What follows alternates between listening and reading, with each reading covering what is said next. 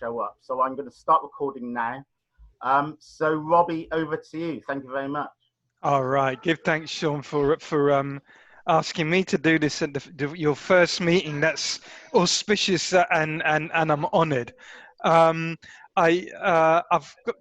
do have some kids around, right? So just so everybody knows, and I'm going to have to feed one in a minute, right? So, but what I thought I might do is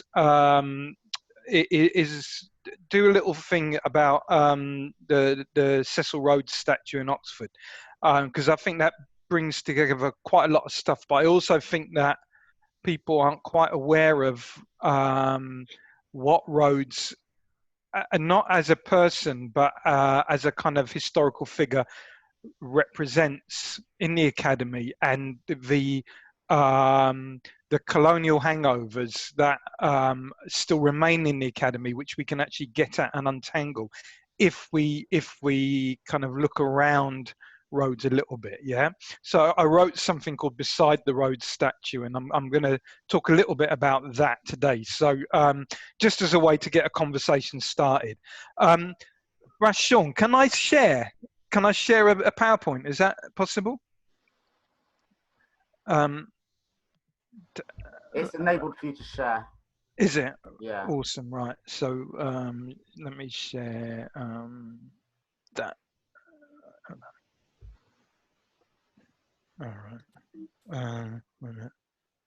Right. People can see that. Can you see? Is that? Yeah. All right. Okay.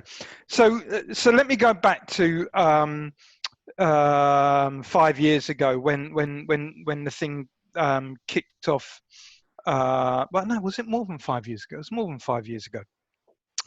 But when the first campaign by black students and others to remove the Cecil Rhodes statue, when that kicked off at Oxford, Will Hutton, who's a principal at Oxford, noted that at the time he said the academic ethos was predicated upon, quote, an open mind, freedom of debate and unobstructed access to facts, a trilogy which campaigners tend to neglect, right? So of course, hopefully people remember that in actual fact, for quite a long time, people thought that getting rid of the Rhodes statue was this terrible barbaric act, yeah? Anthony Lemon, esteemed geographer and South Africa specialist at Oxford, he said at the time, a healthy culture does not cease to remember those with whom it has come to disagree. Mary Beard, very popular classicist at Cambridge, says that rather than a, quote, great statue cull, the challenge is to look history in the eye and reflect on our awkward relationship to it. So effectively, the critics claimed that the campaigners who wished to remove Rhodes run the risk of disavowing self-reflective and impartial inquiry, which of course are the hallmarks of the academic ethos. And on a broader front, the critics equated decolonizing with vulgarizing and relativizing academic inquiry. Why? Because it made the criteria for knowledge inclusion apparently that of racial identity rather than the intrinsic worth of ideas. And crucially, this defense of higher education, it's always associated degenerative political forces external to the academy with the intimate presence inside of, quote, non-traditional students, and especially those with correspondingly racialized and gendered bodies. So it always kind of cracks me up a little bit at the moment where everybody's like Black Lives Matter, but no one's changed their opinion, actually. You know what I'm saying? No one's changed their opinion, right? So why is it, this is the thing that I want us to think about to begin with. Why is it that there has been this defense of the academic ethos, impartiality, self-reflexivity, and there's always been the association of that defense with the presence within academia of non-traditional students, i.e. non-white, non-male. So I'm going to disturb this defense of higher education through giving you a bit of a history of the imperial academy. And in doing so, I want to clarify how the black presence came to be associated with a degeneration of critical faculties. That's what I'm trying to do. clarify how the black presence in academia came to be associated with a degeneration of critical faculties. And I'm going to move behind the battle over Rhodes Statue to argue that social anthropology debates over black presence in white spaces are crucial for us to return to if we want to figure out current controversies over race in UK academia. Now, these debates, social anthropology debates, implicate the academy in the British Empire's Southern African interests in the first part of the 20th century. Specifically, I'm going to claim that these debates problematize the cognitive competency of black peoples to inhabit white spaces. They problematized the cognitive competency of black people to inhabit white spaces in ways that were not destabilizing of imperial order. And these white spaces I'm going to show you are first townships, then urban areas in Britain, and then the academy. So if we want to think about how to decolonize the academy after Rhodes Statue was gone, we might want to look at social anthropology of the interwar years and its influence upon the sociology of race relations in Britain's post-war era of Commonwealth immigration. We all good? Kind of get the sweep of the thing? We'll see how successful it is. So let's start with the early 20th century. It's an era of inter-imperial competition, and after a ruinous world war, civil servants and politicians increasingly bring the empire into the mainstay of British economic planning. The 1929 Colonial Development Act provides regular funds principally for, quote, the purpose of aiding and developing agriculture and industry with a specific view to promoting commerce with or industry in the United Kingdom. Social anthropology is professionalized in this era. No longer a conjectural examination of ancient primitive societies, there's a methodical turn towards investigating the tribal life of contemporary natives. And to follow this turn, you have to follow the work of Bronislaw Malinowski, the dude there, the most influential social anthropologist in Britain's interwar academy. Here's Malinowski's challenge to his profession of social anthropology. Accustomed as he is to deal with the simple mind and to understand simple cultures, Malinowski observes that the anthropologist's subject of inquiry, that is the native in his tribe, is irrevocably being introduced to the white man's economy and culture through colonial development. So in place of the primitive and uncontaminated native of ethnographic lore, Malinowski proposes a focus on what he calls the changing native. And there's a political stake attached to this focus because Malinowski argues that wherever order depends upon the upholding of tribal authority, the utility of social anthropology is to provide a sophisticated and accurate explanation of, quote, the deep-seated moral and legal force behind native sanction, which makes a law-abiding citizen out of a so-called savage. In other words, he's worried about the fact, and many people are worried about the fact that colonial development is going to destroy native tribal authority, which is going to lead to disorder, and all these natives are going to go crazy.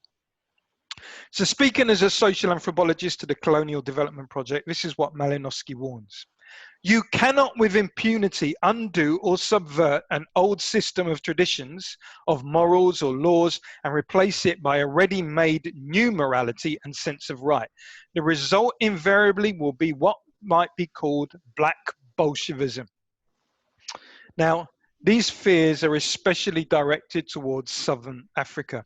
And I'm talking about the territories that have, up until the mid-20s, fallen under the administration of Rhodes's British South African Company, which is Southern and Northern Rhodesia, as well as Britain's old dominion of South Africa, which is now a Commonwealth member. Regardless of shifting and various modes of governance, extractive industries encouraged by colonial development knit these Southern African territories and polities together into an imperial interest for Britain. Now, although not an expert himself on the African continent, by 1934, Malinowski has taken a keen interest in the Southern African settler colonies. From his brief travels across the region, Malinowski proposes a tripartite colonial cartography. You have the tribal reserves, the European districts, and then the spaces in which Africans and Europeans mingle. Those are the townships and the mining compounds. There, he suggests, a new type of human being is being produced by the impact of European civilization on archaic Africa, namely the westernized African. In Malinowski's estimation, this mutant black has evolved through a number of stages. Firstly, as the native enters a new covenant with the overwhelming superiority of European ways will compel him to renounce African values. So this is the native as the native enters these townships and mining towns. Faced with the superiority of European ways, this native is compelled to renounce his African values. Secondly, and it is a he for Malinowski, seeking European prestige and influence, this new African would then enter the European or American university system. Thirdly, upon return to the colony, he would experience a color bar in white-dominated occupations and positions, a color bar that fundamentally rebuffs the natives' aspirations to assimilate into European civilization. And then finally, in reaction, the native would fall back upon African beliefs and values, but in a way that hybridizes ascriptive tribal life with aspirational civilized life. The result, an explosion of pan-tribal, regional, or pan-African nationalisms that are potentially destabilizing to empire. Now, here's the thing. Malinowski's theory of contact and change presumes a cognitive incompetence on the part of the African native to rationally engage in white space with European forms of cooperation and sociality.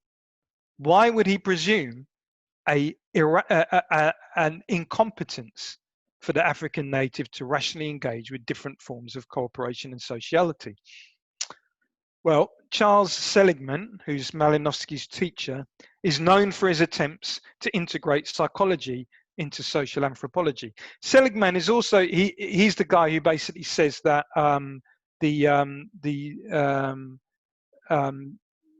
things like the Zimbabwe ruins are there's a lost tribe of Israel, but it's a white tribe which traveled down Africa and built everything which could be considered to be civilization. This is Seligman, right?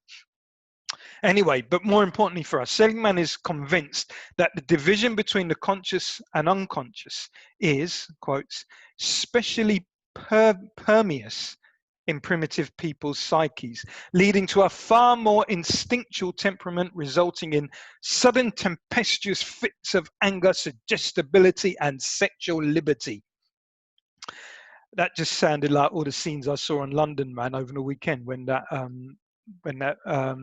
ban was listed and everybody's out in the streets. But anyway, this is Seligman saying that it's that there is a permeousness to the conscious and unconscious membrane in primitive people's psyches, which lead to instinctual temperament resulting in anger, suggestibility, and sexual liberty. Now, in his earlier work in the Trobriand Islands, Malinowski has explored primitive psychology through the function of myth, which Malinowski sees as a satisfaction of deep religious wants, moral cravings, social submissions, assertions, even practical requirements. Key here is Malinowski's assertion, taken from his teacher Seligman, that myth does not function in the primitive psyche in symbolic terms, which is how it does in European psyche, but rather as a direct expression of the efficacy of its subject matter.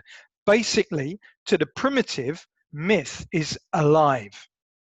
And so for Malinowski, a fragile wall separates the native unconscious and conscious, the id and the ego. It's a wall that can easily collapse under the weight of external stimuli. And this is why he can't bring himself to positively acknowledge the ability of the urbanizing African to adapt to his new urban environment. Instead, he presumes that African psyche will collapse under the pressure of racial resentment, unleashing the black reactive ego. Now, of course, Malinowski could have simply suggested that colonial administrators removed the color bar. Job done, crisis averted. And he's not unsympathetic, but instead he advises a dampening of expectations for natives. Colonial administrators, says Malinowski, should not preach to Africans that a full identity with civilization can ever be reached by them. To be blunt, the racism of the color line is not the key issue for Malinowski. Rather, it's the cognitive incompetence of natives. That's the cause of disorder when black people come to inhabit white space. And just to be clear, if you don't get it already, you know, less than 10 years after Malinowski says that, apartheid officially begins in South Africa. Well, Malinowski's writings come to inform another contemporaneous migration, this time not from the rural areas to the townships, but from the colony to the metropole. In the summer of 1940, Kenneth Little begins a research project on the black community of Cardiff's Tiger Bay. In the same year as finishing his PhD, Little undertakes his first fieldwork in Sierra Leone, where he examines urbanization of the Mende people through a Malinowskian frame of contact and change. So he's doing both things at the same time, right? He's studying black communities in Britain, and he's also studying urbanization on the African continent.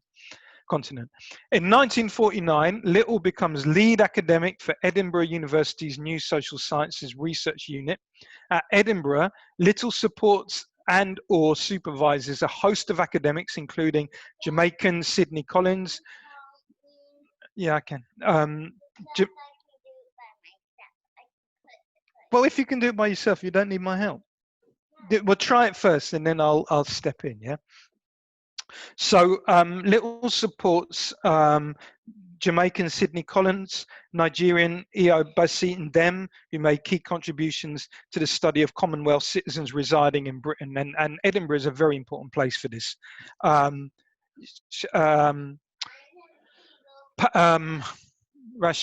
Sheila Patterson is one of this crew, does the that book on Brixton and the first mention of Rastafari in the 1960s. She's coming out of this Edinburgh context. What becomes clear is that these studies of black presence in white metropolitan spaces is heavily informed by social anthropology and the challenge of colonial development which the field has sought to meet. Put another way, Little and his associates at Edinburgh critically transposed the social anthropology of colonial development into a sociology of British race relations. And let me repeat that because it's crucial. They critically transposed the social anthropology of colonial development into a sociology of British race relations. And it's worth tracking this imperial transmission of academic fields through one of Little's Edinburgh scholars, a guy called Michael Banton. You might not have heard of him, but he's very, very influential. He's largely responsible for adding the concept of racialization to sociological analysis in the 70s. Anyway, in his early 1950s ethnographic fieldwork in Sierra Leone, yes, Banton does exactly what Little does, social anthropology in the metropole, the East End of London and the colony, Sierra Leone. Anyway, in his fieldwork, Banton has also drawn upon Malinowski's contact thesis. Like many of the Edinburgh scholars, Banton is concerned with how the promise of impartial social advancement in English towns is in practice moderated through an informal colour bar. So they're looking at colour bars in both places. One place a formal colour bar in the colonies, and then in British towns an informal colour bar. Education, jobs, socialising, integration, all are being adjudicated in Britain's towns by an individual's competency to inhabit Englishness, and Englishness is already a racialised mode of belonging. And we can talk about the difference between Englishness and Britishness if you want. Crucially, Banton channels Malinowski's distrust of black cognitive competency when it comes to an orderly navigation of the colour bar in British towns. Check this out, this is Banton. The slights, rebuffs and discrimination, real and imagined, which they experience may afterwards cause a reaction of resentment and may lead to a rejection of British cultural values and to political nationalism. So that's basically the history of British politics from then until now, right? Anyway, to be fair though, Banton soon moves away from Malinowski's fear of a black ego, to embrace the work of another social anthropologist, this time from the Rhodes Livingstone Institute. Now, this institute is established in the late 1930s, a few miles out of Lusaka, then capital of northern Rhodesia. It's the first British anthropological research unit to be situated within an African colony. It's initially set up by the governor, in part as a response to the Copper Belt strikes of 1935 and the prospect of disorderly detribalization as more and more African laborers migrate to mining towns. Clyde Mitchell, a guy called Clyde Mitchell, very important, is an early appointee of the Institute. Mitchell is South African from a working class white family. And check this, he's convinced that migrant behavior cannot be adequately understood by Malinowski's meta-categories of native, primitive, and European, as well as the dangerous and degenerative fusion of those categories. And it's interesting for us, just with a bit of subtlety and nuance, to have a look at how the working class white South African scholars deal with this problem of race, because it's slightly different. I'm not saying it's decolonial or anything, but it's slightly different to the way in which the more upper class ones, the more economically privileged ones do. You could include in here the dude who ends up in Manchester, does situational analysis. I can't remember what his name is now. Really famous. Anyway, so Mitchell argues that those natives who come to work in the townships tend to relate to Africans outside of their own cultural and geographical contexts through wider and undifferentiated categories of belonging. So in short, the urban, says Mitchell, produces a dynamic and creative social field. Black political representation utilizes situational and expansive alignments. For example, the categories become the African urban tribe versus European management, right? So what Mitchell is saying is that actually Africans, when they come to the urban, they are rational and creative in terms of how they deal with the sociality there, and they create categories by which they can rationally map that on to the color line and figure out how to get past the color line. Here's Mitchell. From the evidence we have at present, tribalism on the Copper Belt is still the dominant category of interaction in social fields in which Africans alone are involved, but it is not a relevant category in the field of black-white relations. So crucially for Mitchell, it's not black cognitive incompetency that's the issue, but precisely the race relations sown through the color bar, which generates the problem of imperial disorder, a problem which gets expressed in new urban affiliations. Now, back in Britain, late 1950s, and Banton starts to deploy Mitchell's work. Not Malinowski now, Mitchell. Specifically, he draws on Mitchell's suggestion that hospitality to the stranger, quote, sociological category, the stranger, that hospitality to the stranger is a customary duty that has relatively little significance for urban intertribal relations, as opposed to the significance of such a duty when it comes to allowing the stranger to permanently occupy tribal land in rural areas.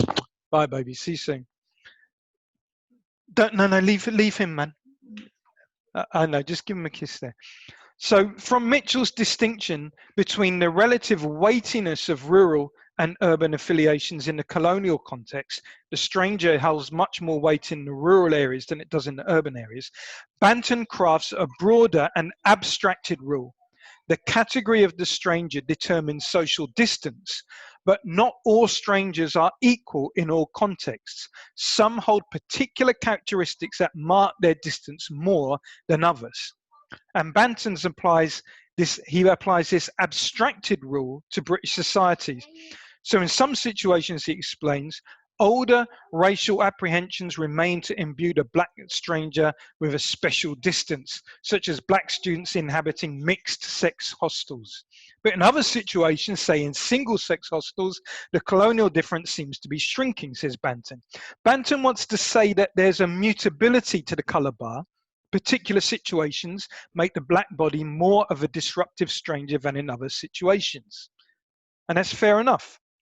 It allows Banton to explain the variability, the potential transformability of race relations.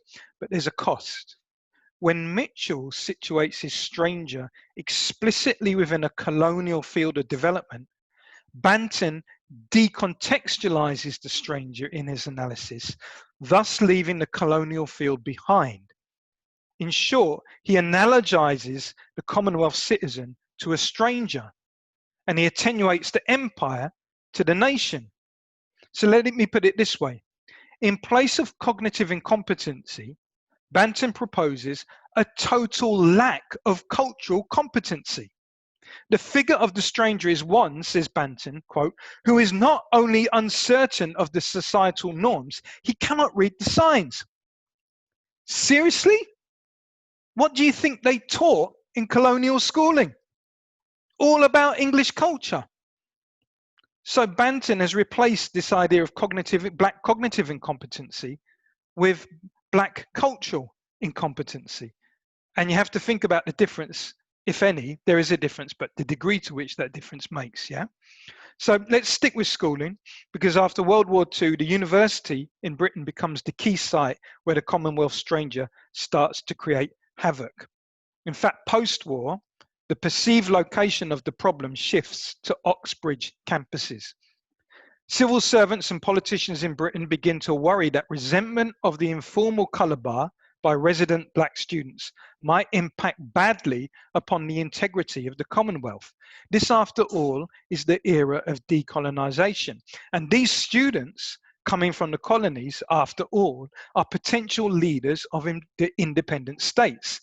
And this post-imperial order, a multiracial society of Commonwealth states, it needs to be nurtured for the sake of continued British leadership in the world.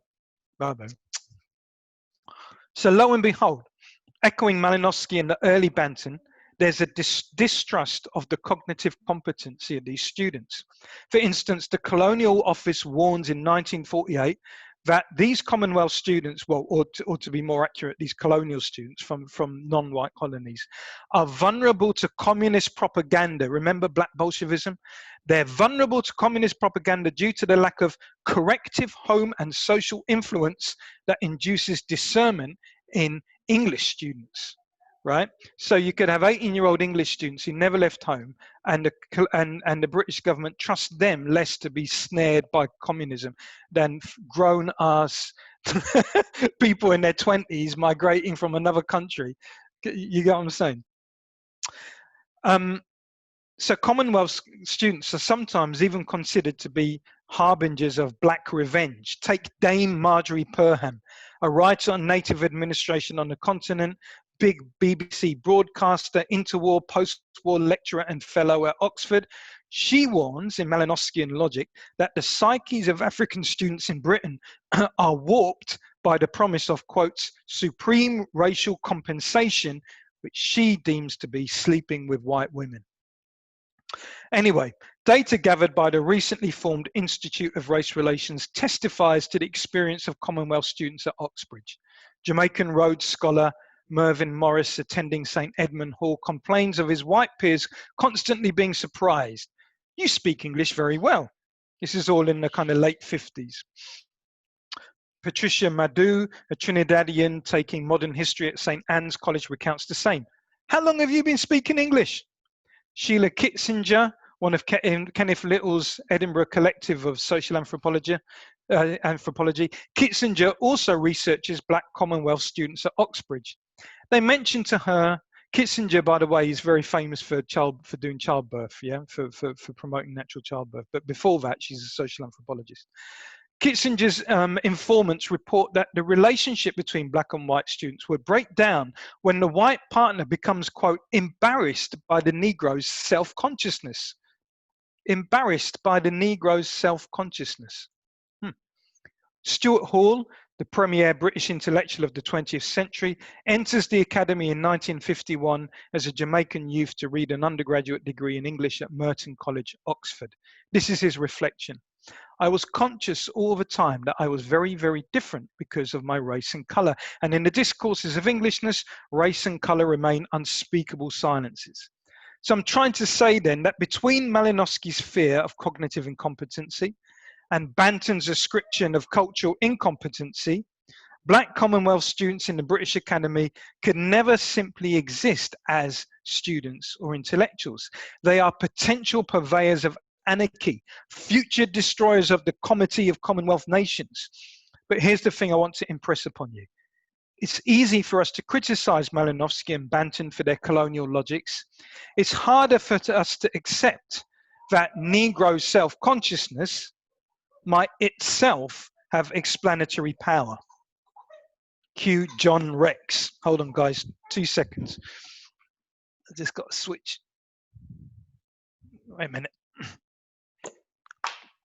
You know, they do all these ads on TV at the moment. Like, they've retooled all the advertising so that, like, you know, whenever there's a Zoom meeting, there's always some happy picture. One of the screens is always some happy beaming child who's just sitting there obediently on the knee of their parent whilst their parent works. And you know that's all bullshit, right? Right, so let's talk about John Rex before I finish. John Rex was born, as Clyde Mitchell was, to a South African working class family. Rex graduates from Rhodes University and after a brief spell in Southern Rhodesia, arrives in the UK in 1948 to teach in the extramural department of Hull University. Rex's first academic publication in 1954 discusses the increasing threat of apartheid to South African universities. In it, he takes issue with the growing trend of student segregation, a phenomenon that directly affects his alma mater and to which he resists as a student. Rex warns that political segregation has academic implications, especially in terms of the racist funneling of black and white students into practical and intellectual subjects, respectively. Now, for our purposes, what's interesting is that Rex subsequently frames these issues through a critique of Malinowski. You know, Malinowski, the guy is afraid of black ego. True, Rex acknowledges the utility of Malinowski's contact thesis and its delineation of a new native emerging in the urban intersection of the rural, of the native and the European. But he's critical, just like Mitchell, of Malinowski's attribution of a cognitive incompetence to the new native as that native struggles with change. In fact, Rex points out that in Malinowski's model, there is no, quote, determining roles for native intentions or interests, because while European culture enjoys a directive role, natives simply react. And if that's the premise, argues Rex, then the intellectual input from African institutions is null and void when it comes to European policy. In other words, Rex is starting to talk about, can black people think? In other words, when contact and change is mediated by a color line, there can be no resulting consensus, right? Rather, consensus is an ideological mask worn by the empirically dominant group as it seeks to preserve its dominion. So Rex is saying that Malinowski's model says that European culture directs, natives just follow. If one side just directs and the other side just passively follows, there is no consensus because there's no conversation. So consensus is a mask worn by the empirically dominant group to preserve its dominion. And that's exactly how Rex apprehends race relations in post-war Britain. He dismisses Banton's figure of the abstracted stranger and other sanitized ideas of culture shock. And against arguments that rely upon a consensus position framed by the dominant force in the relationship, Rex defines race relations as, quote, a situation of abnormally harsh exploitation, coercion, or competition. Now, check out Rex's description of the Malinowskian zone of transition in 1960s multicultural Birmingham. This is Rex. A life of squalor, of underprivilege, and of conflict. A world far from the functionally integrated social systems which sociologists are too fond of discussing. Overall, then, Rex charges social anthropology with failing to sufficiently address the structurally conflictual nature of imperial order, including and especially at the level of knowledge production. The inclusion of a knowledge dimension betrays the abiding influence of Rex's biography, specifically his earlier opposition to apartheid in South Africa's higher education system. Now, by the late 1960s, British higher education is no longer conceived by sociologists to be the principal space wherein a destabilizing Black and Commonwealth presence attains. That presence is now to be found in the inner cities amongst the British-born or British-raised Black youth. But still, Rex continues to be concerned with the complicity of the academy in the defense of white dominion in a post-imperial order. In 1974, Bhikkhu Parekh surveys a number of non-white intellectuals in Britain, including C.L.R. James, and he talks about their residence in England and the nature of Englishness. Rex is interviewed by Parekh. Rex responds to Parekh's intervention by questioning any celebration of the fact that Black intellectuals might be employed in key administrative positions in British society. The more important question, Rex argues, is whether the job requires the intellectual to undertake work that supports or excuses the problem of racism. So it's not about inclusion, says Rex, it's about are Black intellectuals put into jobs where they perforce have to support or excuse the problem of racism? Trevor Phillips. He turns his attention back to the academy, pointing out that racist theories are increasingly being normalized and that academics are less and less predisposed towards anti-racism. Sometimes I just think things don't change. I mean, I know they do, but you know, this is not new. Anyway, what's needed, implores Rex, is, quote, some research into the research process as an instrument of racism. However, within a few years, Rex himself is attracting criticism from Black scholars, many of whom are affiliated to Stuart Hall's Centre for Contemporary Cultural Studies. Valerie Amos, she was just the director of SOAS, Paul Gilroy, you heard of him, and Errol Lawrence write an especially pertinent critique of what they call white sociology in the early 70s. And I want to dwell on one aspect of their critique, which is this. Despite his argument that consensus politics requires the assumption that natives simply react and don't think, despite this, Rex's own sociology of race relations never considers the explanative value of Black thought for sociological analysis itself, right? Now, Amos, Gilroy, and Lawrence, they highlight Rex's depiction of Rastafari in Birmingham as a movement that Rex defines as, quote, political alienation from British society. Amos, Gilroy, and Lawrence question why Rex could not consider Rastafari on its own cognitive terms, not as an alienation from, but as a confrontation with Britain's white supremacism. You are alienated, but you confront. The latter requires conscious directive agency. You get the slight difference, right? Now let's recall here Kitzinger's early study of Commonwealth Studies students at Oxbridge and the way in which white peers were embarrassed by evidence of what? Of Black self-consciousness. Well, Black consciousness remains as enigmatic in Rex's analysis as it had been coloured primitive in Malinowski's. And while Banton abstracts the Black presence from its imperial entanglements, Rex makes absent the consciousness which accompanies the Black presence as it settles in Britain. So, you know, I don't like talking about Black bodies as if there's no brains in there, right? Alternatively, take Stuart Hall. He tends to describe himself not as a reactive ego or as an incompetent stranger, but as, in his terms, a familiar stranger. A familiar stranger. The self-consciousness of being a familiar stranger is precisely a critique of imperial administration and its torturous and contradictory settlements into a post-imperial global order. The trope of familiar stranger invokes the already existing complicity of empire in making political, economic, cultural, and cognitive segregations. So let me finish by tracing some of the black traditions of thought that by necessity try to scope out a communitas of familiar strangers. Just taking a couple, just briefly, just to get a different kind of genealogy going here to the academic one that I was talking about. And this is the first thing to acknowledge, that actually, and as an academic tradition of black thought on racism,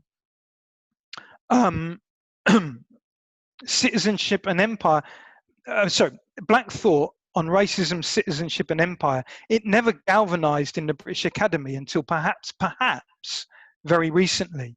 And that's despite the longevity of academic careers of Gus John, Suzanne Scarf, Harry Goldborn, Malcolm Cumberbatch and others.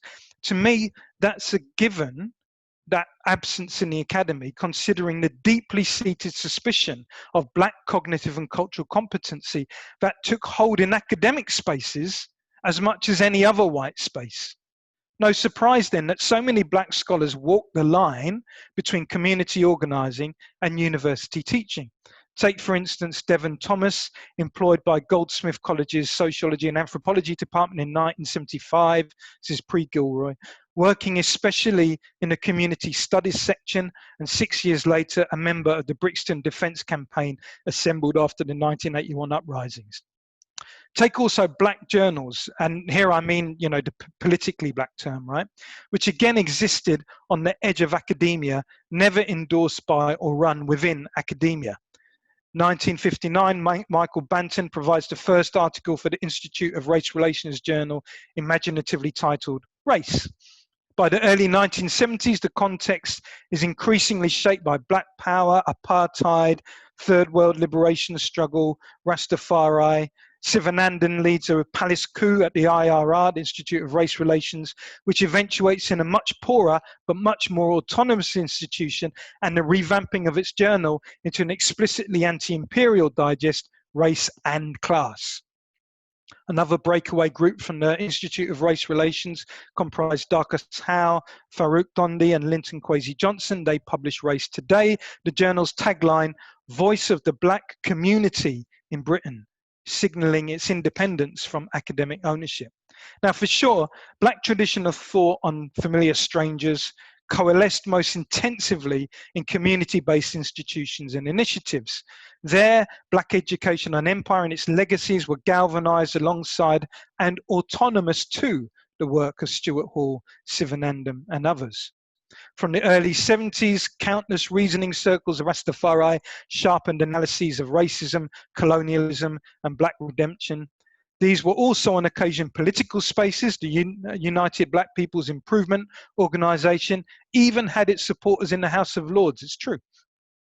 The Fasimba circles, Fasimba after the name of Shaka Zulu's own regiment, they undertook cognate reasoning along with a host of politically active groups with a global remit, such as the Black Unity and Freedom Party, the Black Panther Movement, and the Black Liberation Front.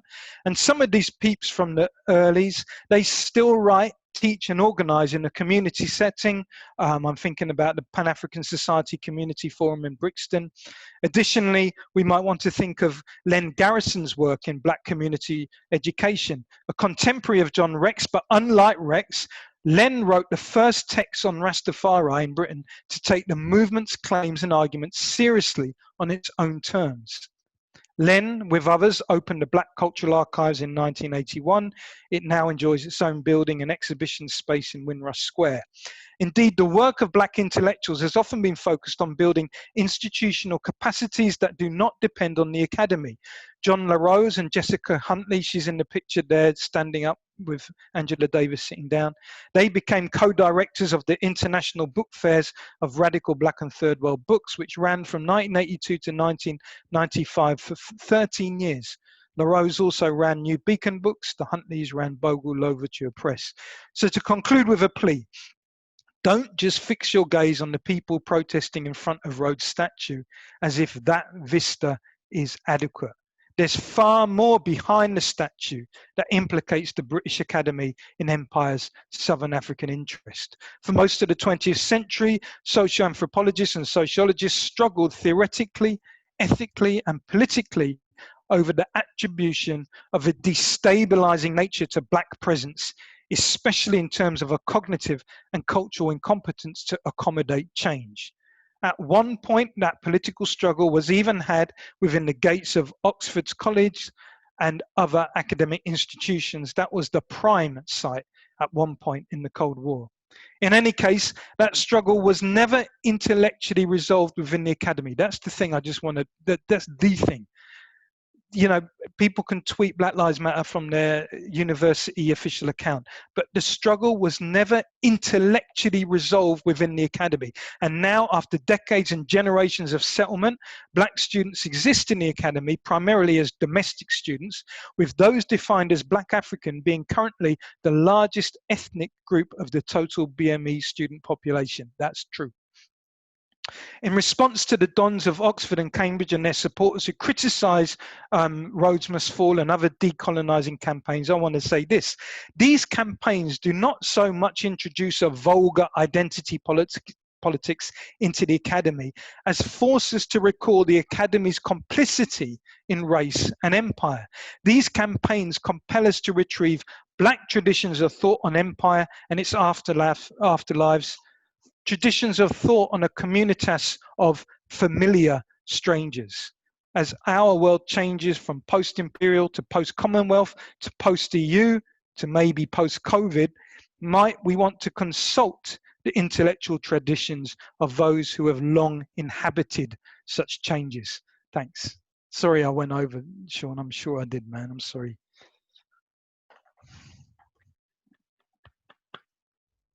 Thank you very much, Professor Shilliam. That was fantastic. Thank you. Lots of food for thought there.